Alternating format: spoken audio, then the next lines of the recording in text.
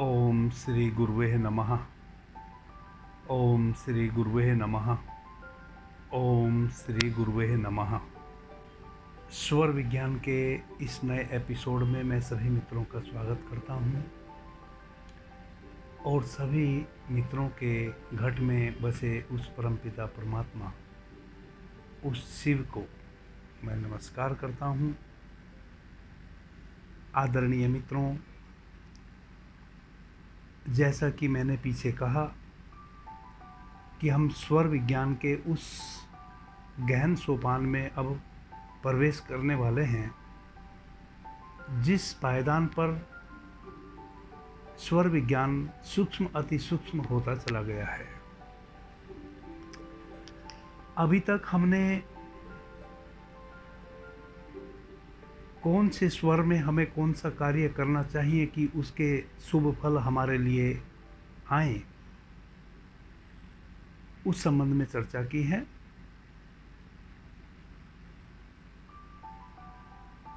पीछे हमने इड़ा, पिंगला, सुषुम्ना तीनों ही स्वर से संबंधित बहुतेरी चर्चा की है।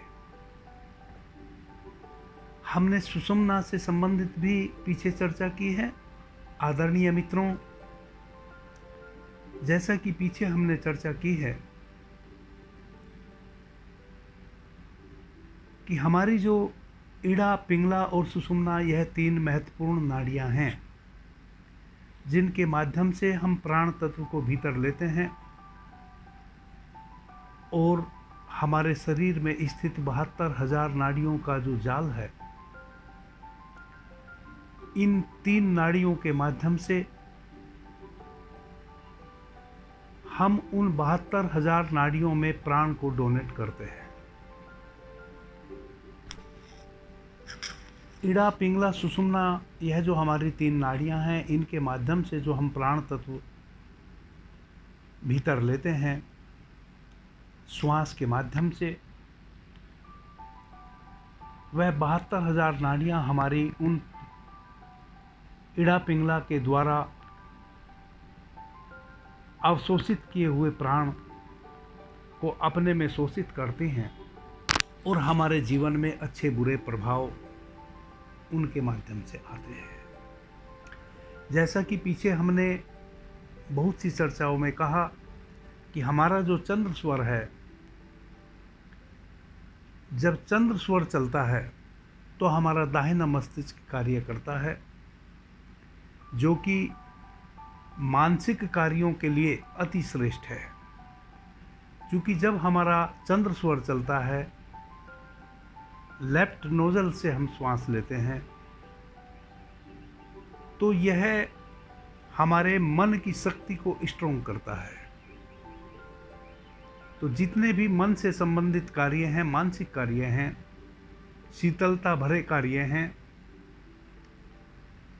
वह सारे कार्य हम अपने चंद्र स्वर में करते हैं।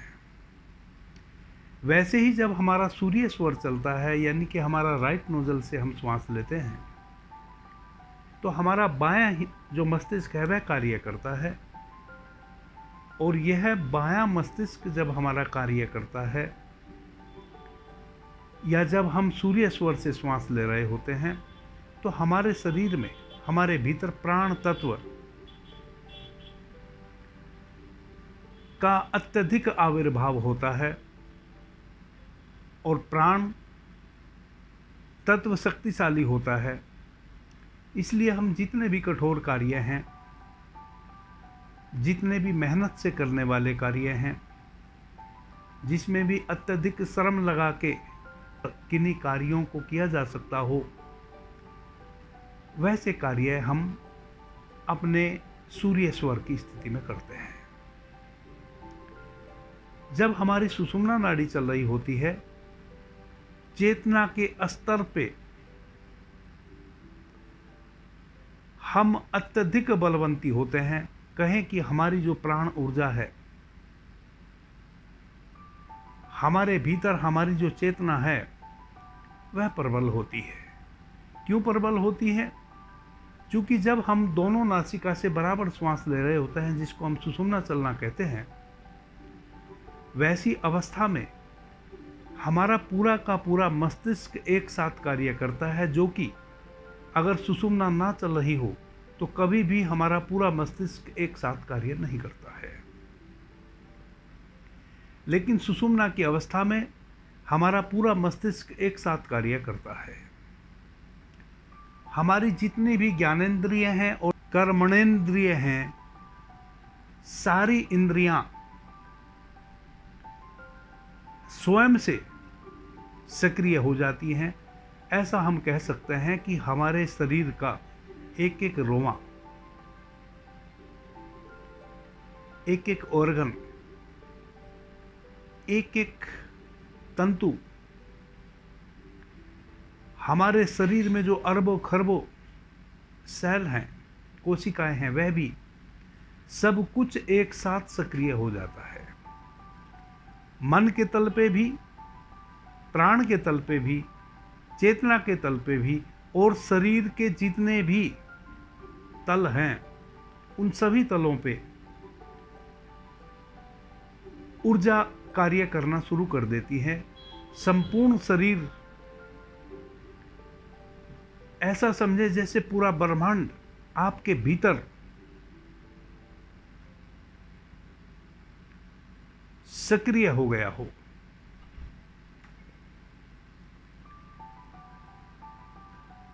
तो वैसी अवस्था में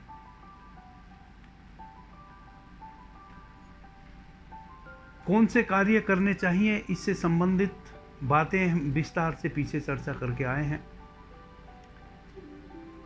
सुषुम्ना नाड़ी जब हमारी चल रही होती है, तब चूंकि चेतना के तल पे, मन के तल पे, प्राण के तल पे और सारी इंद्रियों के तल पे, सारी ज्ञानेंद्रियों के तल पे भीतर सक्रिय सब कुछ हो चुका होता है, वैसी अवस्था में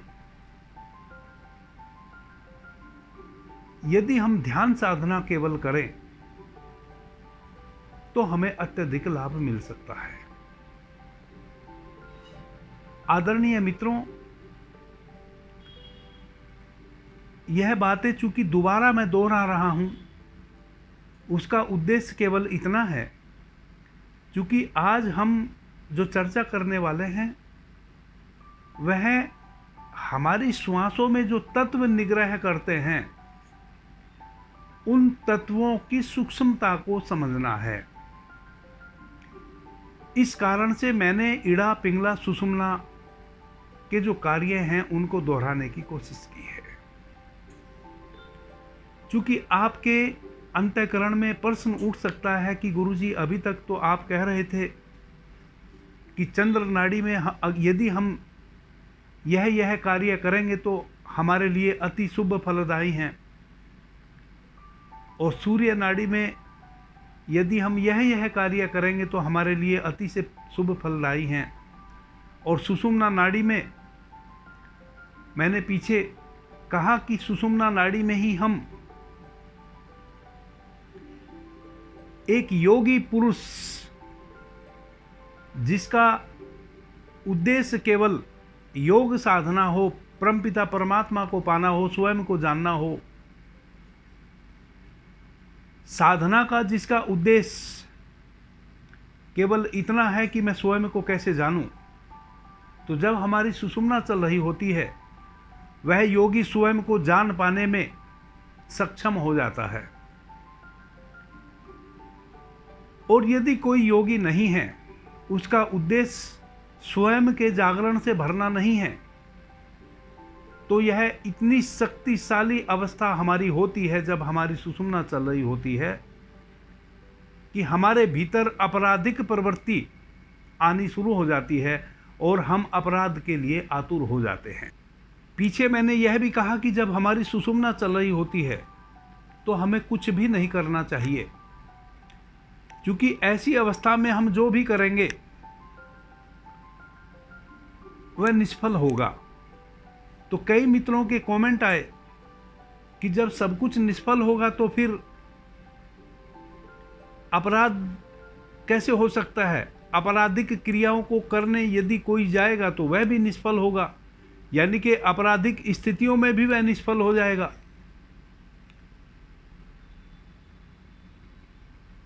तो ऐसे कुतर्क वाले जो पर्सन होते हैं, यह तर्क नहीं कुतर्क है, और कुतर्क वाले पर्सन बहुत होते हैं, तर्क युक्त पर्सन बहुत कम होते हैं। स्वर विज्ञान की जो यह सीरीज मेरे माध्यम से चलाई जा रही है, और मैं मेरी जितनी नॉलेज है उसके माध्यम से आपसे चर्चा कर रहा हूं। करीब 29 चर्चाएं हमारी हो चुकी है, जो YouTube पर अपलोड भी हो चुकी है। यह 29 चर्चाएं करने की कोई आवश्यकता नहीं थी। मैं 1.5 घंटे के एक वीडियो में स्वर विज्ञान से संबंधित सारी ए से लेके जेड तक बातें कर सकता हूं, लेकिन वह सबके सर के ऊपर से गुजर जाएगी, कुछ भी समझ में नहीं आएगा। तो जब मैं सुषुम्ना से संबंधित चर्चा कर रहा था, उस समय मैंने विस्तार से बताया था क्यों हमें कोई कार्य नहीं करना चाहिए सुषुम्ना के समय में। आदरणीय मित्रों, सबसे पहले तो हम यह समझने की कोशिश करें कि जब भी हम साधक बन के उस परमपिता परमात्मा को साधते हैं, या कहें कि हम अपनी आत्मा को उपलब्ध होने की चेष्टा करते हैं, जिसको हम कहते हैं स्वयं के जागरण से भरना, स्वयं की याद से भरना। मैं कौन हूं इसको जानना, मैं क्यों हूं इसको जानना, मैं कहां से आया हूं उसको जानना, और मैं क्यों आया हूं उसको जानना, और मैं इस शरीर को छोड़कर कहां चला जाऊंगा इसको जानना। यह जानने के लिए हमें कुछ करना नहीं होता है। जिन मित्रों को ऐसा भीतर आभास है कि इन 4-5 चीजों को, जो 4-5 पर्सन हैं, उसको जानने के लिए, यानी कि आत्मोन्मुखी होने के लिए हमें कुछ भी करना नहीं होता है, सभी करने से मुक्त होना होता है। तो जब हमारी सुषुम्ना चल रही होती है, तब जब मैं यह कहता हूं, या हमारे वेद के ऋषि या भगवान शिव मां पार्वती को कहते हैं कि कुछ भी नहीं करना चाहिए, इसका केवल इतना मतलब हुआ कि उस समय केवल स्वाध्याय करना चाहिए। अब यह जो करना शब्द है, इससे ऐसा प्रतीत होता है कि जैसे वह भी कुछ करना है, स्वाध्याय करना चाहिए, इसका मतलब कुछ करना पड़ेगा। नहीं, कुछ भी नहीं करना है, सभी करने को छोड़ देना है, अक्रिया में हो जाना है, अक्रियाशील हो जाना है, क्रियाशीलता को समाप्त कर देना है। तो जितना हम सुषुम्ना नाड़ी जब हमारी चल रही हो अक्रिया को उपलब्ध हो जाएं, उतना ही हम योग की दृष्टि से स्वयं को पालेंगे। या कहें कि जितना हम अक्रियाशील हो जाएंगे, उतना ही हम अपनी आत्म चेतना के निकट चलते चले जाएंगे, उतना ही हम स्वयं के निकट होंगे, उतना ही हम उस शिव के निकट होंगे। और उसका विज्ञान यही है कि जब आपकी सुषुम्ना चल रही होती है, उस समय आपके भीतर जो सुषुम्ना नाड़ी है, वह तो केवल एक पोली पोगरी है, वह तो केवल एक बांस की पोगरी है, वह तो जैसे भीतर से बांस थोथा होता है वैसी थोथी है। लेकिन आप देखते होंगे बांस के भीतर जो पोरी होती है, वहां से बांस रूंधा होता है। जब एक बांसुरी हम बनाते हैं बांस की पोगरी से, तो उसके भीतर कुछ दल होते हैं, पोरी होती हैं। एक एक पोरी के पास वैसे तो बांस पूरा थोथा होता है, पोगरा होता है, पोला होता है भीतर से, लेकिन जहां उसमें पोरी का जॉइंट होता है, वहां वह रूंधा होता है। उस रूंधे हुए को खोलना होता है, तभी जाके एक बांसुरी बन पाती है। वैसे ही जो सुषुम्ना नाड़ी है वह तो एक बांस की तरह पोली है, पोगरी है। उसके भीतर दो नाड़ियां और हैं, जैसा कि मैंने पिछली चर्चा में बताया था। तो सबसे महत्वपूर्ण जो उसमें नाड़ी है वह है ब्रह्म नाड़ी, और वह ब्रह्म नाड़ी सुषुम्ना नाड़ी को रूंधे हुए है। उसका जो रास्ता है, उसका जो पोलापन है, उसका जो खोखलापन है भीतर, वह जो बिल्कुल सपाट है, उसमें हमारी जो ब्रह्मा नाड़ी है वह एक कारक का कार्य करती है। वह उसको रूंधे हुए है, वह उसके मुंह पे बैठी है, इसलिए उसका जो पोलापन है वह वहां आके अवरुद्ध है। और जैसा कि पीछे मैंने चर्चा की, हमारी ईड़ा, पिंगला और सुषुम्ना तीनों नाड़ियां हमारे मूलाधार चक्र से ही शुरू होती है। ईड़ा पिंगला हमारी रीढ़ के माध्यम से आड़ी टेढ़ी होते हुए हमारे आज्ञा चक्र पे आके रुकी है, ठहरी है। और सुषुम्ना नाड़ी योगियों ने, महर्षि पातंजलि ने जो 7 चक्र बताए हैं हमारे शरीर में, जो हमारी रीढ़ के माध्यम से, जो हमारा पीछे मेरुदंड है, मेरुदंड में स्थित हैं, वह सब हमारी नाड़ियों के तंतु हैं। वह कोई चक्र जो है ऐसे चक्र नहीं है, हमारी नाड़ियों ने चक्र बना रखे हैं। उन सभी चक्रों को भेदते हुए हमारी सुषुम्ना नाड़ी बिल्कुल बीचों बीच मेरुदंड के हमारे आज्ञा चक्र पे आके स्थित है। तो जितने भी क्षण हमारी सुषुम्ना चलती है, उतने क्षण के लिए हमारी कुंडलिनी जागृत हो जाती है। और जब कुंडलिनी जागृत होती है तो वह ऊर्जा सुषुम्ना नाड़ी के माध्यम से ही भीतर प्रवेश करती है। सुषुम्ना नाड़ी के माध्यम से ही उसका उदरव गमन होता है, जो कि सुषुम्ना नाड़ी के भीतर ब्रह्म नाड़ी है। उस ब्रह्म नाड़ी के माध्यम से ही उसका उदरव गमन भीतर होता है। जब हमारी सुषुम्ना चलती है तो ब्रह्म नाड़ी खुल जाती है कुछ समय के लिए, मिनट, 2 मिनट, 3 मिनट, 4 मिनट के लिए। और वह इतनी शक्ति है कि जब वह शक्ति हमारे आज्ञा चक्र पे आती है हमारी सुषुम्ना के माध्यम से, और वहां से ईड़ा पिंगला जो हमारी 2 नाड़ियां हैं, उन दोनों नाड़ियों के साथ उसका संगम होता है, तो दोनों नाड़ियां हमारी सक्रिय हो जाती हैं। यानी कि हमारे शरीर में 72,000 नाड़ियां हमारी सुषुम्ना के माध्यम से जो ऊर्जा उदर गमन होकर आज्ञा चक्र पे आई है, अब वह ऊर्जा हमारी दोनों नाड़ियों के माध्यम से, ईड़ा और पिंगला के माध्यम से, हमारी 72,000 नाड़ियों में प्राण के साथ प्रवेश कर जाती है। इसी कारण से हमारी दोनों नाड़ियां श्वास लेने लगती हैं। हमारी 72 की 72,000 नाड़ियां सक्रिय हो जाती हैं एक साथ में। कहें कि हमारा पूरा मस्तिष्क एक साथ कार्य करना शुरू कर देता है। जब एक साथ हमारा पूरा मस्तिष्क कार्य करना शुरू कर देता है, उस समय यदि हम कुछ भी ना कर रहे हों, कुछ भी, सब क्रिया को बंद कर दिए हों,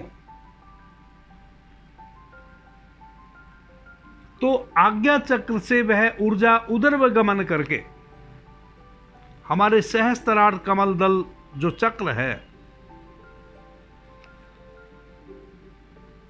उसमें प्रवेश करती है।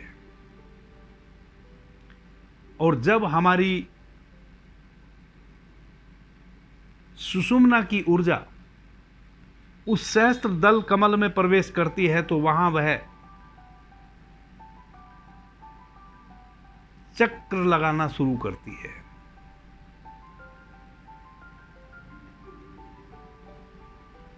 साधक को ऐसे ऐसे अनुभव होने शुरू होते हैं जिनके विषय में वह कभी कल्पना भी नहीं कर सकता था। ऐसे अद्भुत अद्भुत अनुभव होते हैं जो कभी किताबों में पढ़े नहीं, किसी से सुने नहीं, और स्वयं भी जिसकी कल्पना हम कभी नहीं कर सकते थे। वह अनुभव तभी होते हैं जब साधक का उद्देश्य अपनी सुषुम्ना में प्रवेश करना एकमात्र आत्म केंद्रित होना हो। अब यदि आप आत्म केंद्रित नहीं हुए तो वह जो ऊर्जा आपके सहस्त्रार में उदर्वगमन करके गति की, वह वहां न गति करके आपके आज्ञा चक्र पे ही स्थित रह जाए, तो इसका मतलब यह हुआ कि वह ऊर्जा तो अति से है, अत्यधिक है। अब वह तो कहीं ना कहीं बहेगी। तब आपके भीतर वैसे विचार चलने शुरू होंगे जैसे कभी किसी से आपकी घृणा थी,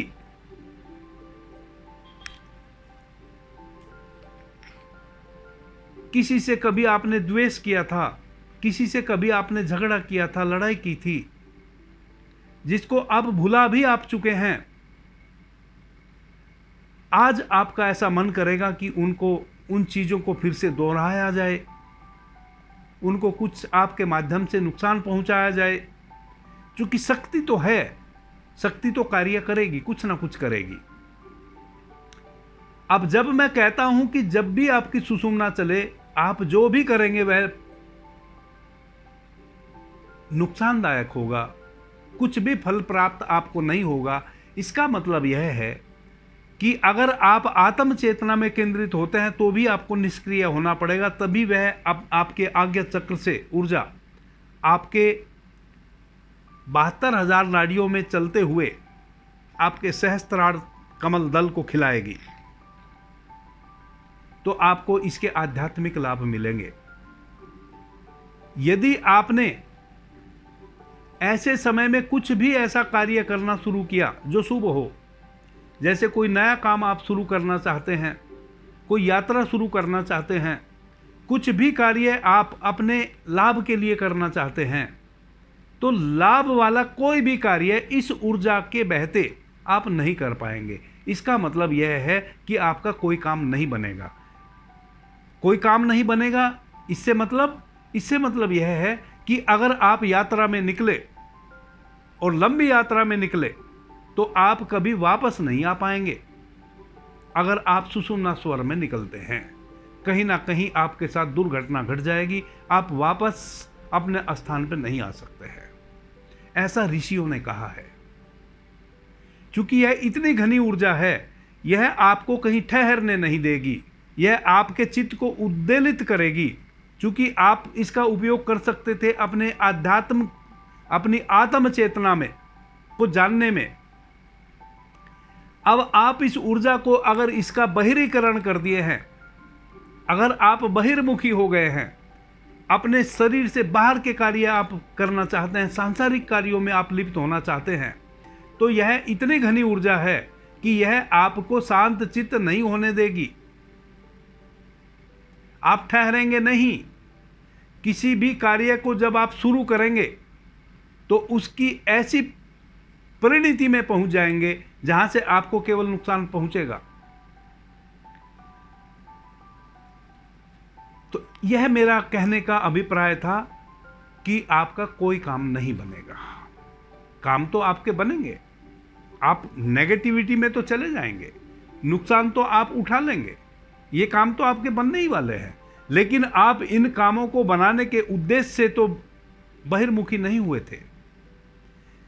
कोई भी व्यक्ति इस कारण से तो कोई कार्य नहीं करता कि उसको नुकसान हो, लाभ के लिए करता है। लाभ नहीं होगा, यही मेरा मतलब था। हानि तो 100% होएगी, लेकिन हानि को उपलब्ध होना तो आपकी स्वेच्छा नहीं थी, आपकी इच्छा नहीं थी। हानि को उपलब्ध तो आप नहीं होना चाहते थे, हानि को उपलब्ध तो आप हो जाएंगे। जो आप नहीं चाहते थे वह तो हो जाएगा। तो यह मेरा अभिप्राय था कि सुषुम्ना नाड़ी में आप कोई भी कार्य करेंगे तो वह कार्य आपका नहीं बनेगा। सुषुम्ना नाड़ी में अपराध कार्य बनेंगे, आपराधिक वृत्ति आपके भीतर आएगी। आप अच्छे कार्य को करने के उद्देश्य से भी घर से निकलेंगे तो आप बुरा करके आएंगे कुछ ना कुछ। रास्ते में आपकी गाड़ी के सामने कोई आ गया, आपको उसको गाली देने का मन करेगा, आपको सामने से उसको ठोकने का मन करेगा। कुछ ना कुछ ऐसे कार्य आप करते चले जाएंगे जिनका केवल और केवल आपको नुकसान ही होगा। इसलिए जब भी कोई आपराधिक कार्य, बड़ा अपराध कोई मनुष्य करता है, तो इसलिए मैंने कहा कि वह सुषुम्ना नाड़ी में करता है। क्योंकि जब तक सुषुम्ना नाड़ी उसकी सक्रिय नहीं होगी वह बहुत बड़ा अपराध कर ही नहीं पाएगा। क्योंकि बहुत बड़ा अपराध करने के लिए बहुत घनी अधिक मानसिक शक्ति की आवश्यकता होती है, और सुषुम्ना के समय में आप मानसिक रूप से, प्राणिक रूप से और आत्मिक रूप से हर प्रकार से आप बहुत शक्तिशाली होते हैं। यूं तो जब आपका चंद्र सुवर चल रहा हो, आपके भीतर अगर पहले से घृणा का भाव था भी, वह भी समाप्त हो जाता है कि छोड़ो क्या रखा है, किसी ने गाली दी तो क्या हुआ, कोई बात नहीं। वही आपका सूर्य स्वर चल रहा हो और उसमें अग्नि तत्व चल रहा हो, तो जिन बातों पे आप कभी भी क्रोध नहीं करते थे, आज वैसी बात इस समय में, इस क्षण में कोई कर गया आपसे तो आप क्रोधित हो जाएंगे। लेकिन जब सुषुम्ना चल रही हो, और सुषुम्ना चल रही हो उसमें किसी कारण से अगर अग्नि तत्व चल रहा हो, अधिकतर जब हमारी सुषुम्ना चलती है तो आकाश तत्व चलता है।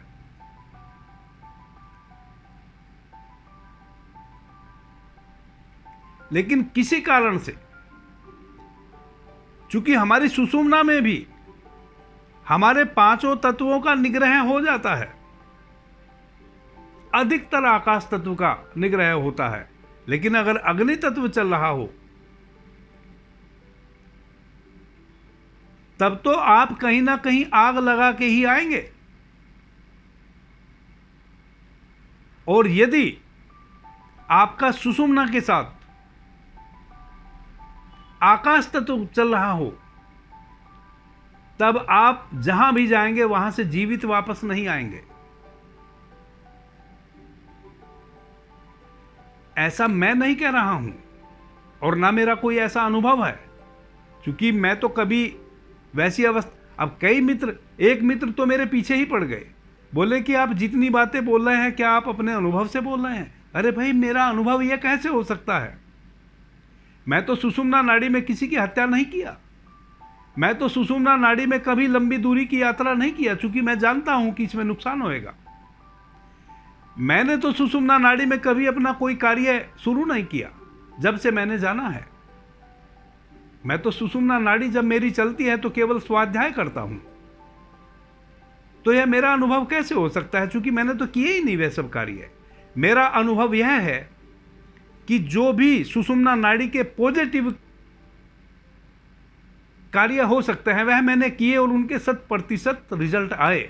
तो जो पॉजिटिव करना चाहिए सुषुम्ना नाड़ी में, वह जब मैं करता हूं उसका 100% रिजल्ट वैसा आता है जो कहा है ऋषियों ने। तो जब मैं बहिर्मुखी होकर कोई कार्य करता हूं तो उसका भी 100% रिजल्ट आएगा।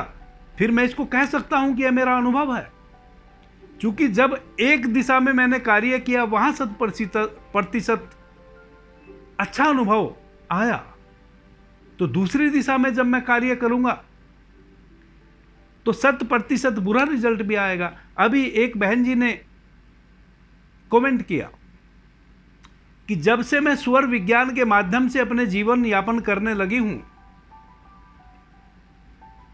तब से जो मेरे शरीर में एसिडिटी बहुत अधिक मात्रा में बनती थी, वह एसिडिटी बननी बंद हो गई और मैं एसिडिटी से संबंधित कोई भी औषधि लेनी अब बंद कर चुकी हूं। मैं उनको नहीं जानता हूं, लेकिन उन्होंने यदि साधा है स्वयं में अपने स्वर को, स्वर के अकॉर्डिंग यदि वह जीना शुरू की हैं, तो निश्चित रूप से लाभ मिलेगा। अब वह बहन जी कह सकती है कि अगर हम गलत स्वर में भोजन ग्रहण करेंगे तो यह दुष्परिणाम आने वाले हैं, वह कह सकती है, क्योंकि सही स्वर में भोजन ग्रहण करने का परिणाम पॉजिटिव वह देख चुकी हैं। तो जब पॉजिटिव रिजल्ट आया है, तो यदि हम विपरीत कार्य करेंगे तो नेगेटिव रिजल्ट आने ही वाला है। यह अनुभव उनका हो गया।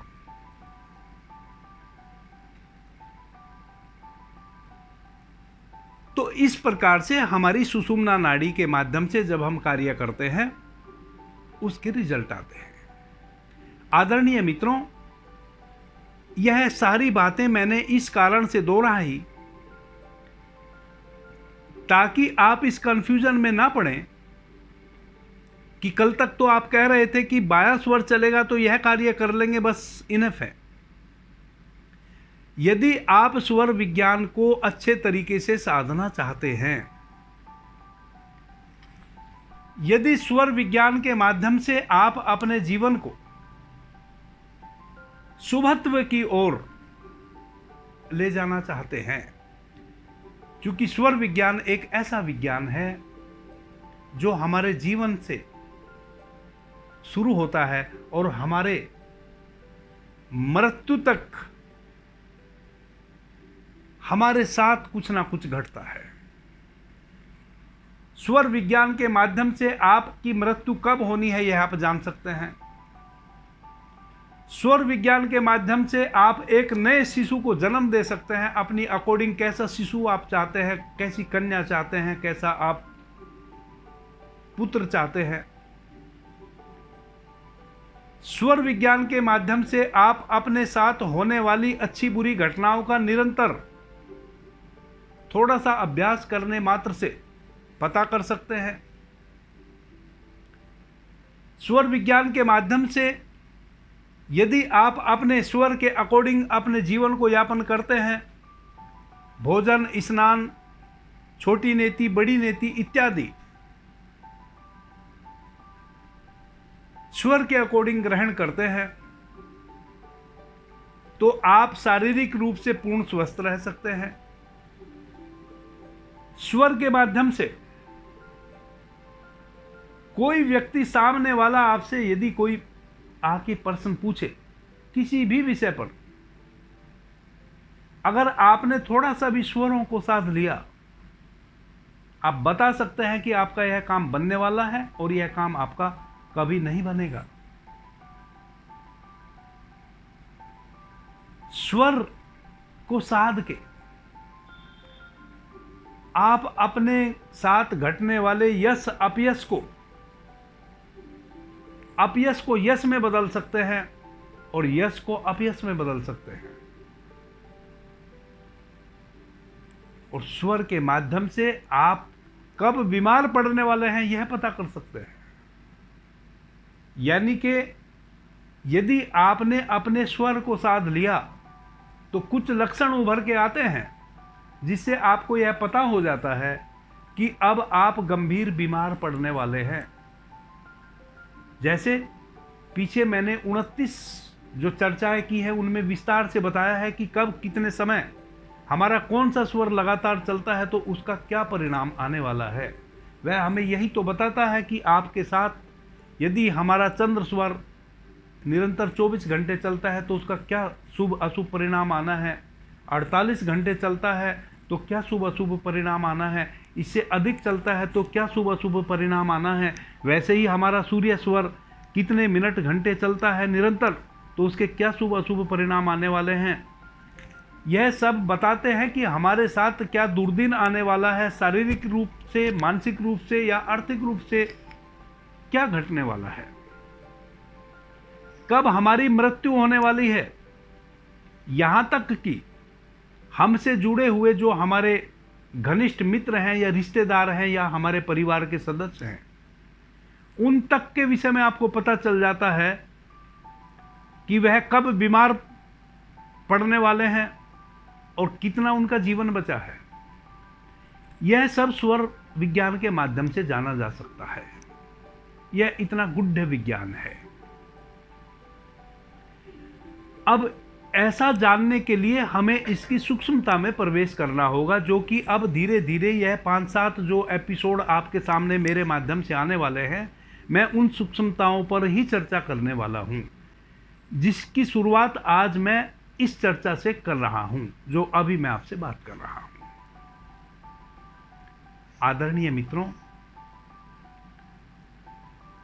हमारे जो स्वर हैं और स्वर में जो तत्व चलते हैं, पृथ्वी, जल, अग्नि, वायु और आकाश, किस तत्व में हमें कौन सा कार्य करना चाहिए, किस तत्व में कौन सा तत्व चल रहा हो,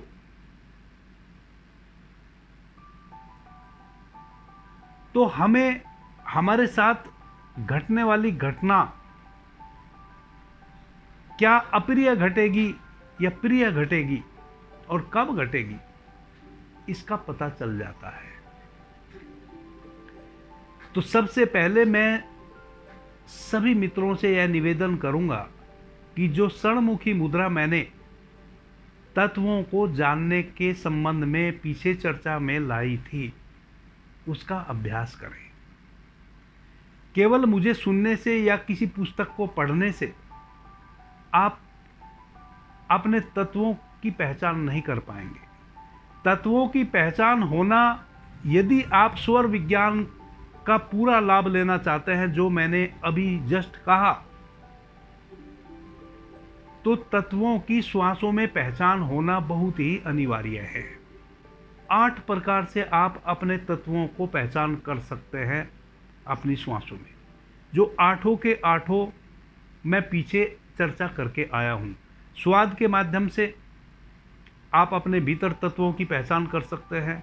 आपके भीतर कब किस प्रकार के विचार चल रहे हैं, उन विचारों के प्रति सजग होकर आप अपने तत्व की पहचान कर सकते हैं। कब कौन सा तत्व आपके भीतर चल रहा है, उसी से संबंधित आपके भीतर विचार चल रहे होंगे। विचार के माध्यम से आप अपने तत्वों की पहचान कर सकते हैं। रंगों के माध्यम से षणमुखी मुद्रा का अभ्यास करके रंगों के माध्यम से आप अपने तत्वों की पहचान कर सकते हैं।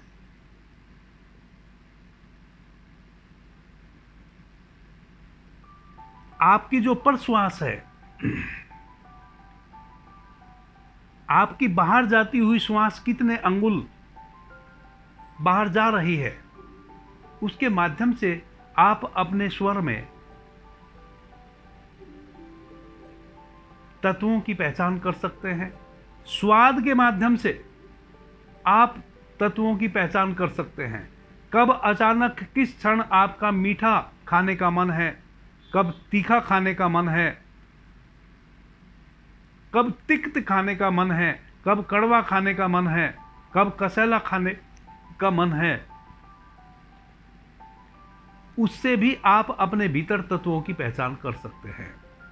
और यह सारे जो 8 प्रकार हैं, हमें उन 8 के 8 प्रकार से अपने तत्वों को पहचानने की कोशिश करनी पड़ेगी। हम किसी एक बात को लेकर ना चलें। हम षणमुखी मुद्रा के माध्यम से, सबसे पहले हम षणमुखी मुद्रा के माध्यम से, जो कि ये हमारे अंगूठे से, ये हमने अपने कान बंद किए, और ये जो हमारी उंगली हैं, एक को ओठ के ऊपर के ओठ के ऊपर, एक नीचे ओठ के ऊपर, बड़ी उंगली को अपनी नासिका पे और छोटी उंगली को अपनी आंख पे।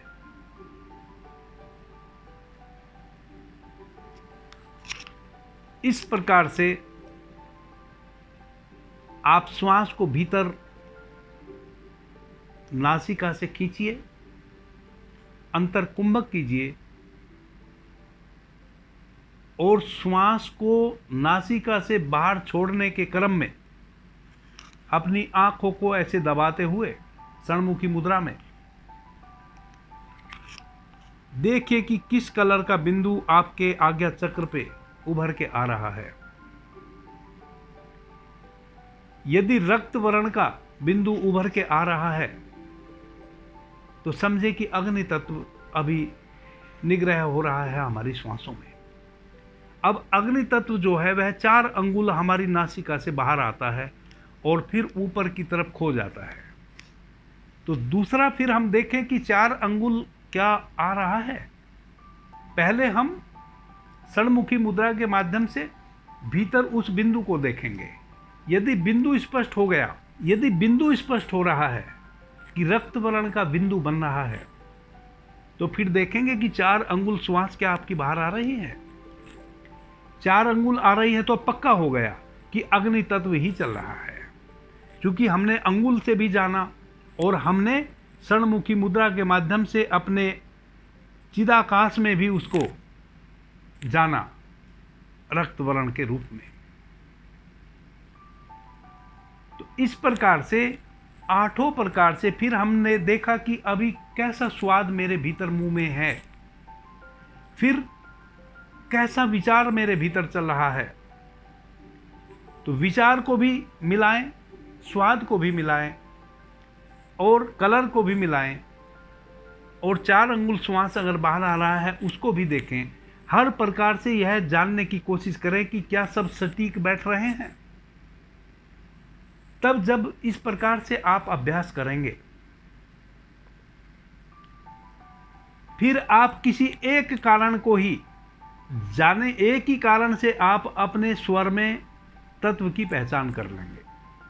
फिर आप भीड़ में भी जब आप चाहेंगे तब आप तत्व की पहचान कर लेंगे। आंख बंद करेंगे, गहरी श्वास लेंगे, श्वास को भीतर रोकेंगे, अपने अवधान को आज्ञा चक्र पे लेके जाएंगे, धीरे धीरे श्वास को बाहर छोड़ेंगे और देखेंगे कि कैसा बिंदु उभर के आ रहा है। किसी को पता भी नहीं चलेगा और आप अपने भीतर तत्व की पहचान कर चुके होंगे। तो जब आप सभी माध्यम से, यह एक तपस्या है, यह बहुत सहज नहीं है। कई मित्र आज मेरी बात सुनेंगे और कल ही इस वीडियो पे कमेंट करना शुरू कर देंगे कि तत्वों को जानने के लिए और कुछ इजी बताएं। इजी कुछ भी इस दुनिया में नहीं है, और यह इतना इजी है कि जब आप जान लेंगे तो आपको लगेगा कि अरे इससे इजी तो और कोई था ही नहीं कुछ भी। यह बहुत सहज है। करना क्या है, आपने कम से कम 24 घंटे में 24 बार ही आपका स्वर चेंज होता है, और जोन सा भी स्वर चल रहा हो उसमें 5 तत्व बारी बारी से निग्रह करते हैं। तो जब भी आपको समय मिले, जब भी आपको एकांत मिले, तभी आप देखें कि अभी मेरा कौन सा स्वर चल रहा है, और उसी समय आप अपने तत्वों की पहचान करने में लग जाएं। यदि आप सच में स्वर विज्ञान का लाभ लेना चाहते हैं तो आप समय निकालें और तत्वों की पहचान करें।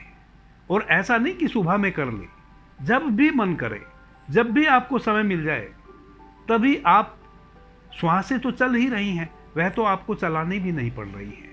जब भी आपको याद पड़ जाए तो कोई से ना कोई से स्वर से आपकी श्वासें चल रही होंगी, और कोई ना कोई तत्व भी उस समय चल रहा होगा जब आपको याद पड़ जाए। तो देखें कि जब याद पड़े उस समय कौन सा तत्व चल रहा है। षणमुखी मुद्रा से गुजरें, कलर को देखें, फिर श्वासों के निग्रह को देखें, श्वास कितनी बाहर आ रही है, स्वाद को देखें, अपने भीतर विचार को देखें।